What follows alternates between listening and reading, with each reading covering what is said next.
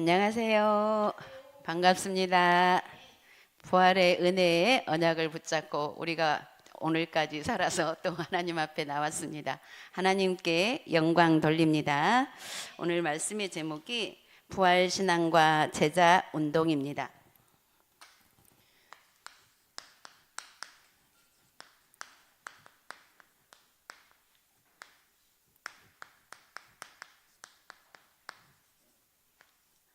마가복음 16장 14절에서 20절 말씀. 오늘 우리 요절 말씀 같이 한번 읽겠습니다.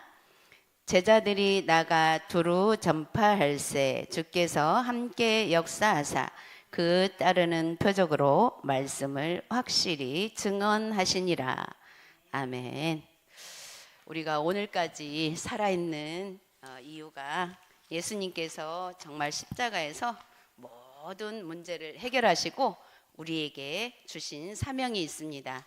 하나님 자녀에게는 다 누구나 똑같은 그 사명을 주셨죠. 그 사명이 뭘까요? 오늘 말씀을 통해서 우리가 사명을 깨닫고 그 사명을 위해서 우리가 또 현장에 나가서 어떤 일을 하든지 그 주님께서 명령하신 그 사명의 목표를 향해서 어떤 일이든 우리가 하게 되면 그 일 속에서 분명히 하나님이 역사하시는 것과 그 응답을 볼 수 있을 것입니다. 우리가 부활신앙과 제자운동 그랬는데 부활신앙이라는 게 뭘까요? 부활신앙. 왜 부활신앙이 필요하고 우리 부활 주일만 부활의 의미를 생각하는 것이 아니라 우리는 1년 내내 주일이 부활주일이 되어야 되고 또 날마다 부활의 은혜를 입어야 되고 시시때때로 초초별로 부활의 은혜를 입어야 됩니다. 왜 그럴까요?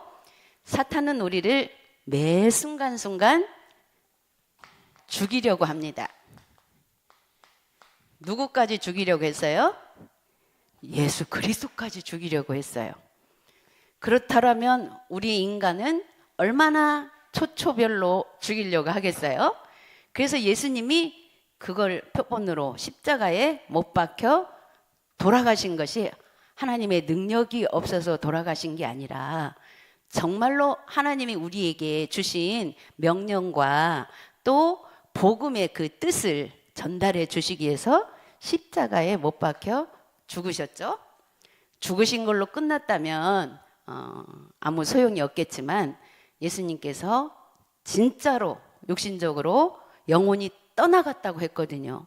떠나가서 죽기까지 했는데 어떻게 했어요? 3일 만에 다시 살아나셨어요.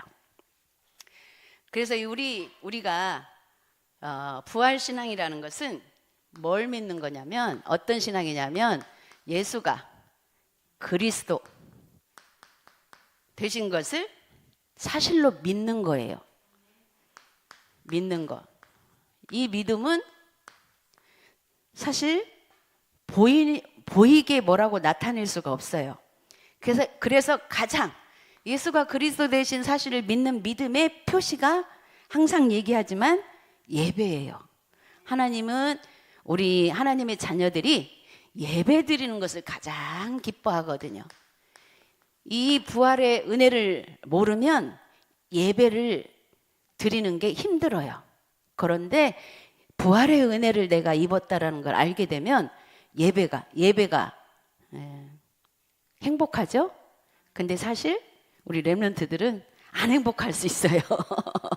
그래도 안 행복해도 왔다라는 게 그 자체가 사실은 행복 속에 있는 거예요.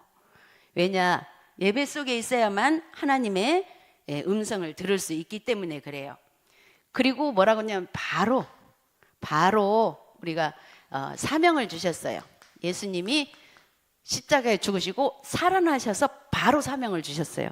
그렇다면 하나님이 우리를 자녀 삼으시고 바로 사명을 주셨어요. 무슨 사명을 주셨어요? 가서 복음을 전파하라. 근데 우리는 아직 내 문제도 해결 안 됐는데 어디 가서 뭘로 우리 많이 그러지. 저도 많이 그랬었어요. 나 우리 형제들에게 뭘 보여주고 내가 예수 믿으라고 하겠어요. 나는 속으로 믿어지지만 그랬는데 계속 기도하다 보니까 하나님이 보여지는 어떤 거를 갖다 보여주면서 예수 믿어라 이렇게 말하는 게 아니라 정말 보이지 않는 하나님을 믿는 믿음을 전달하라는 거예요. 이게 쉽지는 않겠죠. 뭔가 딱 보여주고 이렇게 하면 쉬울 텐데 우리가 예수를 그리스도로 믿는 것은 보여주고 믿을 수 있는 부분이 아닌 거 있잖아요. 그래서 부활 신앙을 못 믿으면 자꾸 보여주는 걸로 뭔가 사람들을 현혹해서 교회에 데려오려고 하고 이렇게 되거든요. 그런데 진짜 우리가 부활신앙, 이 부활신앙이 어떤 것이냐. 사단은 계속 우리를 죽이려고 초초변으로 온다고 했잖아요. 근데 하나님은요, 하나님의 자녀에게 아무리 사단이 우리를 죽이려고 해도 절대로 그 속에 빠지지 않게 하신다고 약속해 주셨어요. 어떤 시험거리가 와도 오히려 시험 당할 즈음에 피할 길을 열어주신다고 했어요. 피할 길. 그 피할 길이 뭐예요? 예수 그리스도 이름이에요.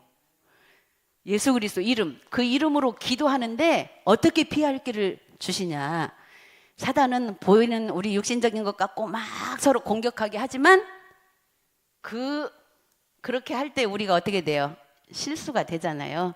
처음에는 상대방이 어쨌건 잘못해가지고 부딪히지만 나중에 부딪히다 보면 내 잘못도 있는 거 있잖아요. 그거 하나님이 마귀는 그렇게 해서 우리를 죽이려고 해요. 매 순간순간. 근데 하나님은 그거 발견하게끔 하세요. 보라고. 다른 사람 문제도 보고 내 문제도 보고. 왜냐? 보아야만이 그걸 넘어서서 부활의 은혜. 마귀는 죽이려고 했지만 거기서 피할 길. 그 피할 길이 뭐예요? 문제 해결점을 찾을 수 있다라는 거예요. 근데 찾는 것은 뭘로 찾아요? 사실은 뭔가를 내가 해야 되는 걸로 찾아야 되긴 하죠. 그게 기도해야 그것도 생각이 나요. 기도하지 않으면 자꾸 네가 잘했니 내가 잘했니 막 이것만 갖고 끝까지 말 안 하면서 속에다 담아놓고 막 몇 년이 가도록 우리 그렇게 살아왔잖아요. 근데 바로 기도하게 되면 문제의 발생의 원인이 바라봐지면서 기도하다 보면 피할 길 방법을 주세요. 방법은 오직 그리스도예요. 그런데 오직 그리스도가 방법이라는 것은 기도라는 것이지 기도하다 보면 또 육신적으로 내가 차근차근 해야 할 부분이 생각이 난다라는 거예요. 그래서 또 그것 놓고 기도하는 거예요. 그래서 차근차근 우리는 응답을 하늘에서 그냥 뚝 떨어지게 받는 게 아니라 차근차근 받는 거예요. 우리가 병에 들어서 지금 우리 목사님도 병원 가서 수술도 하고 막 이렇게 하지만 바로 탁 낫는 게 아니잖아요. 딱 일주일 지난번에 한 2주일 동안 저기 하더니 뭐 조금 나아졌다고 하더니만 또 그 사이에 뭐 나아진 상태에서 또 진진하게 가다가 어제 조금 많이 편안해지셨다고 또 이렇게 이 말씀을 하죠. 그렇다고 해서 확 특이한 거다. 그렇게 차근차근 그거를 차근차근 하나님이 낫게 그것도 하나님의 능력이에요. 차근차근 나아가는 것도 하나님의 능력 없이는 약발 안 받아요.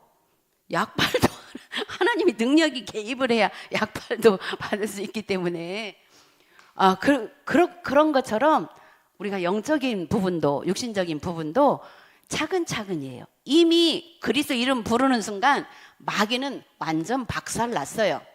박살 났는데 자꾸 그 속임수가 빨리 안 없어지는 것 같은 거야.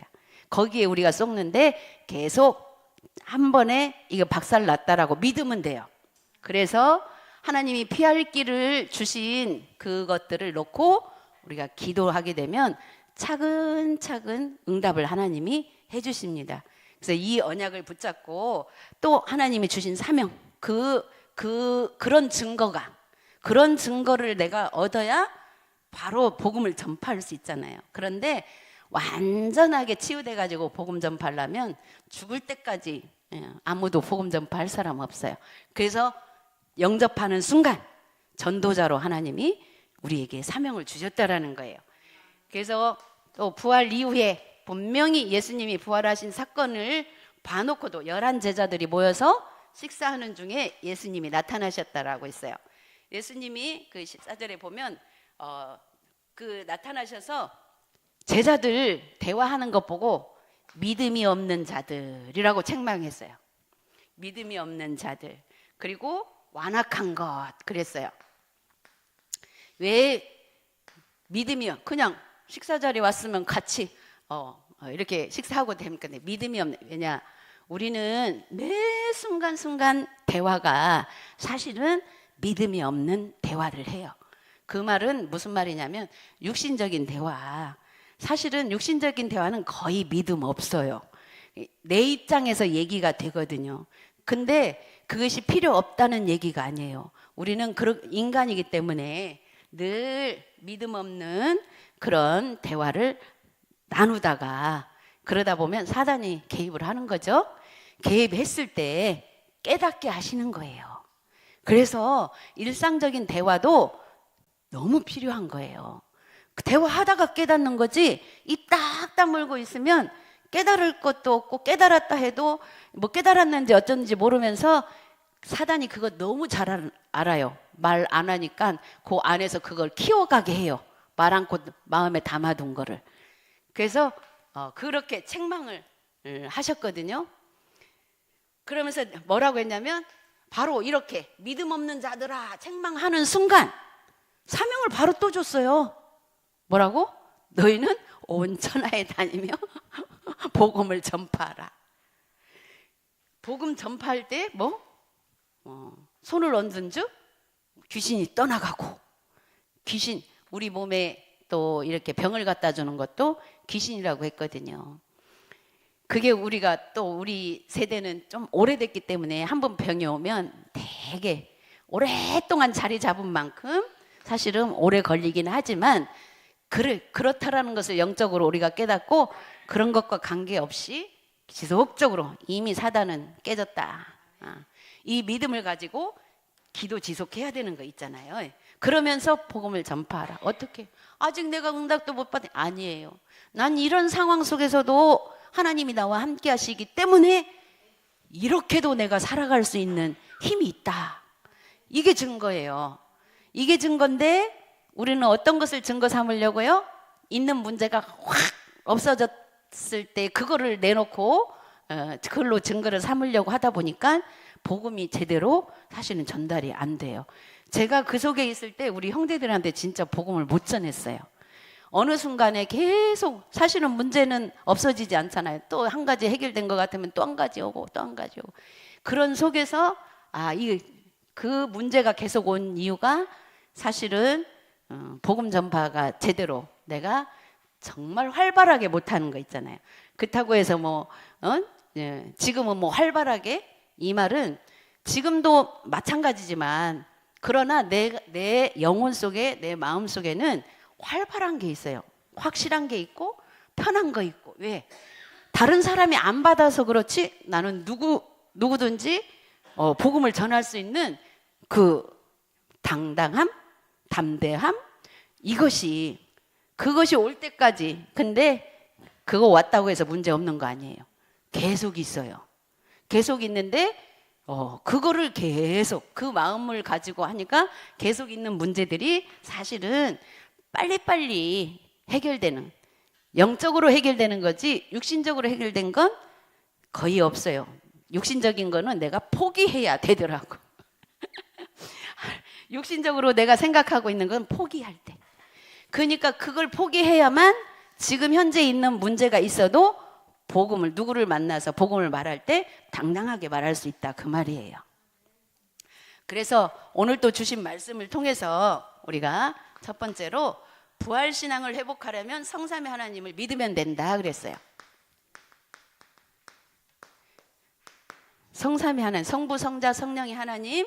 성부, 성자, 성령의 하나님은 우리와 함께 하시고 하나님의 절대 주권을 믿는 믿음이죠. 그래서 첫 번째로 하나님은 창조주 하나님이시며 그랬어요. 창조주. 그리고 생명의 주관자. 예, 생명의 주관자.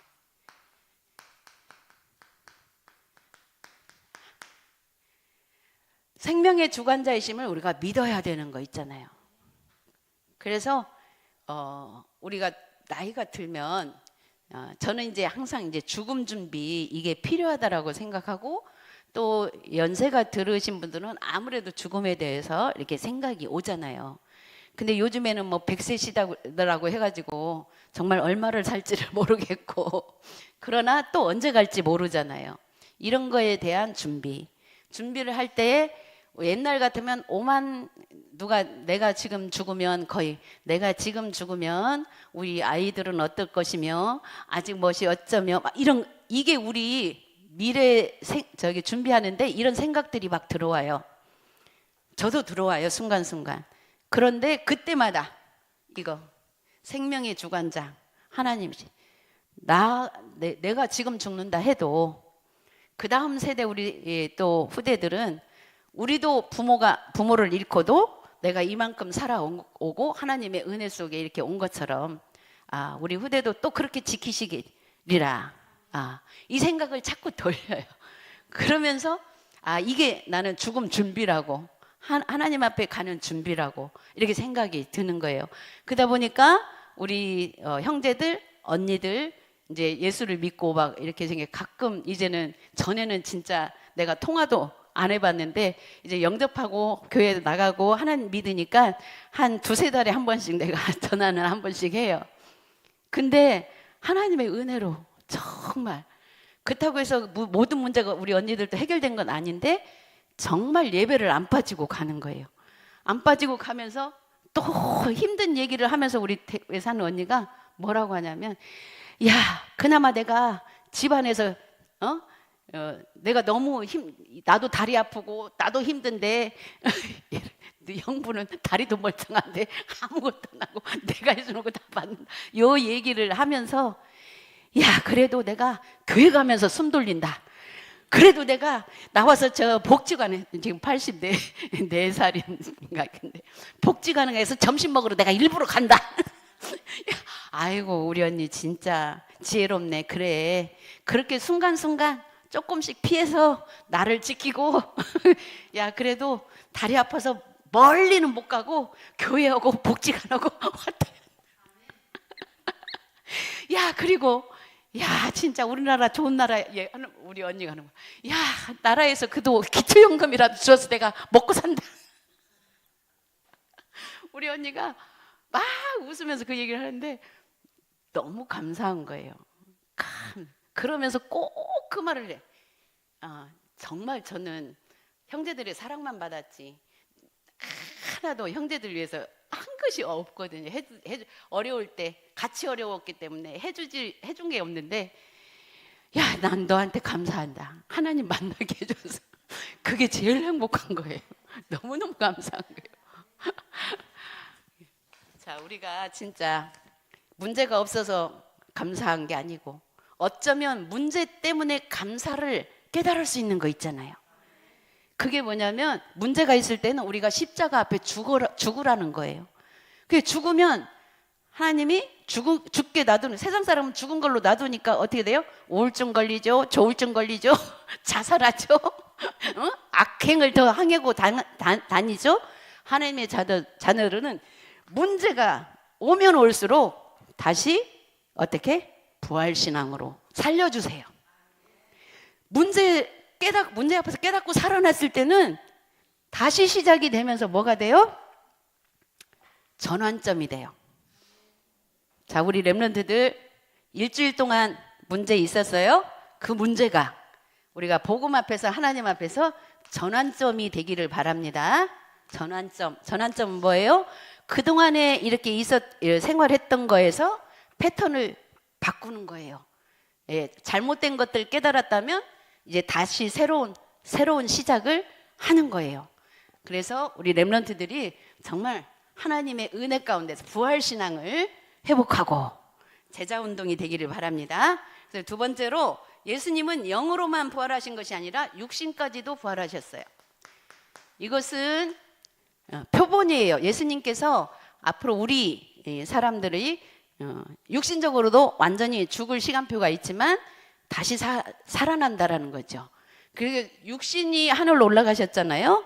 그래서 우리도 역시 이제 죽음을 맞이했을 때 천국에 가면 다시 우리가 좋은 모습으로 우리 육신이 이렇게 살아난다고 했어요. 분명히 천국에서 이제 그렇게 살아가는 거, 영으로만 사는 게 아니라. 그리고 세 번째로 예수님의 승천의 기적과 재림주로 오실 것을 믿어야 된다. 승천과 기적. 자, 승천했다는, 죽었다 살아나서 승천했다는 기적이죠. 사실은 우리가 문제를 만나서 정말 죽을 것 같이 문제 속에서 너무 힘들었지만 거기서 부활의 은혜로 하나님의 또 언약을 붙잡고 그리스도 이름으로 그 문제에서 빠져나오는 것이 기적이에요. 기적. 절대로 복음 없이는 못 빠져나와요. 순간적으로 또 세상 사람들은 빠져나왔다 해도 도로 구석에 또 빠져요. 그런데 우리는 점차적으로 이제 그런 큰 문제가 점점 줄어들게 되고, 그러면서 이제는 문제가 없는 게 아니라 와도 이렇게 복음의 능력으로 이렇게 잘 넘어갈 수 있는 그런 시간표가 오게 됩니다. 그래서 두 번째로 어떻게 부활하신 주님의 제자가 될 수 있는가? 주님의 제자가 돼야 돼요. 첫 번째, 주님의 부르심을 받고 주님의 말씀을 따라가야 된다. 우리는 이미 부르심을 받았어요. 부르심 받은 사람들은 말씀을 따라가면 돼요. 어떻게? 일단 하나님의 자녀가 됐죠. 영접하는 자 곧 그 이름을 믿는 자들에게 하나님의 자녀가 되는 권세를 주셨으니. 그리고 마태복음 4장 19절에 너희는 나를 따라오너라, 내가 너희를 사람을 낚는 어부가 되게 하리라. 영접시켜놓고 바로 사람 낚는 어부가 되게 한대요. 진짜 사실은 영접 바로 하고 자기가 진짜로 하나님 믿어진 사람들은 오히려 오래 믿은 사람보다도 막 복음 막 전해요. 하나님 믿자고. 오래 믿은 사람은 뭐 못 전하는 게 아니라 이제 영적인 눈이 열려가지고 될 만한 사람들을 찾는 거지, 안 전하는 게. 한번 찍어보고 이건 아직 아니구나, 이거 분별해서 뭐 이렇게 조절할 뿐이지, 처음 믿는 사람들은 무조건이에요. 그래서 초신자들 주변이 전도의 문이다라고 하는 거거든요. 두 번째로 전도가 생활화되고 하나님의 시간표 보는 눈이 생활화돼야 된다. 전도가 생활화. 우리 아까 얘기한 것처럼 우리는 하나님의 시간표를 볼 줄 알기 때문에 이렇게 다가갔다가도 또 이렇게 뒤로 물러나기도 하고 이렇게 하지만, 그 자체가 안 된다 할지라도 전도가 생활화. 그 말은 우리의 생각 속에서 하나님의 언약을 놓치지 않는 것이 바로 전도가 생활화되는 거예요. 그래야 또 만나는 사람들의 시간표를 볼 수가 있는 거죠. 세 번째로 복음 체질로 갱신돼야 된다. 그래서 사람들을 만나면서 사실은 나를 갱신해 가고 나를 발견하게 되고 이렇게 되거든요. 그래서 복음 체질로 갱신되어야 하는 것은 뭐냐면 첫 번째로 절대 주권, 하나님의 절대 주권 믿는 믿음, 이거가 돼야 우리가 복음 체질로 갱신될 수가 있고, 그 다음에 절대 주권을 믿는 그 방법이 뭐예요? 예수 그리스도 언약이에요. 그리스도 이름, 그 이름이 방법이에요. 하나님의 절대 주권을 믿는 믿음. 그 이름으로 기도하게 되면 또 육신적인 방법은 우리가 행해야 할 것, 미션이 생각나게 돼요. 그 기도 속에서 생각난 미션을 따라가면 되는 거예요. 말씀과 함께. 그리고 성령, 복음 체질은 성령의 능력이 임해지는 거예요. 그래서 성령 충만.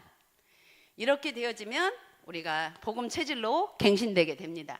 그래서 세 번째로 부활하신 주님의 말씀대로 제자운동 해야 효과적으로 할 수 있다. 말씀대로 제자운동. 이게 뭐예요? 성경적인 전도 운동이에요. 우리 다락방에서 말하는 성경적인 전도 운동. 말씀대로라는 것이 성경 안에 있는 대로. 모델이 바울이잖아요. 그래서 첫 번째로 사실은 너희는 그랬거든요.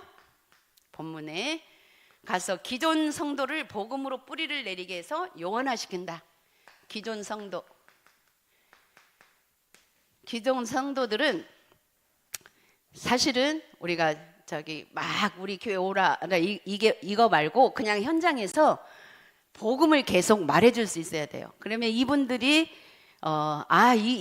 이 복음을 처음 듣는 것 같고 이 부분이 자기들이 필요로 생각이 될 때는 이제 더 이렇게 들을 생각을 하게 되죠.